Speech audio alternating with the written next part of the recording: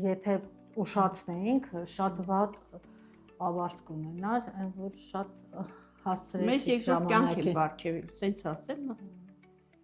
ու գոհ ենք, շնորհակալ ենք ամեն ինչից։ 73-ամյա Տիկին Գոհարը մեր կլինիկա է դիմել սուր արտահայտված որովայնի ցավերով շտապօգնության բրիգադի ուղեկցությամբ։ Տիկին Գոհարին զննելուց հետո պարզվել է, որ ունի լեղապարկի քարեր, լեղապարկի սուր բորբոքում։ Տիկին Գոհարը զնվել է իմ կողմից, կատարվել է գործիքային հետազոտություն, կարդիոգրամա, էխոսրտագրություն, ցուցվել է գանգատներից ելնելով կատարել կոռոնարոգրաֆիա, դա սիրտը սնող անոթների հետազոտությունն է, որի արդյունքում պարզվել է, որ սիրտը սնող անոթներից մեկը ունեցել է կրիտիկ նեղացում եւ Տիկին Գոհարի մոտ վիրաբուժական միջամտության ընթացքում եթե չմիջամտվեր այս անոթը կզարգանար սրտամկանի սուր ինֆարկտ։ Մենք եկել ենք շատ ուժեղ պրիստուպով, շտապօգնությունով, լեղապարկի պրիստուպով,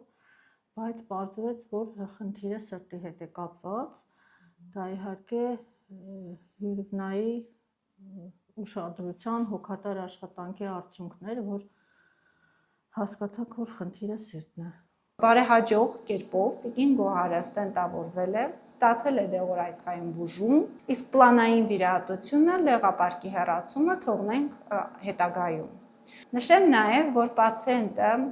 օգտվել է համապարփակ ապահովագրության ներկայիս ծրագրից, տարիքից ելնելով եւ ստենտավորումը եւ կոնսերվատիվ բուժումը կատարվել է բացառապես պետպատվերի շրջանակներում։ Եթե դուք կամ ձեր հարազատները նշում եք կրծքավանդակի սեղմոց, ցավ, դիսկոմֆորտի զգացում, հեվոց, շնչահեղձություն, ֆիզիկական ծանրաբեռնվածության ընթացքում, որոնք ուղեկցվում են նաև սառը քրտինքով եւ կարճատև են,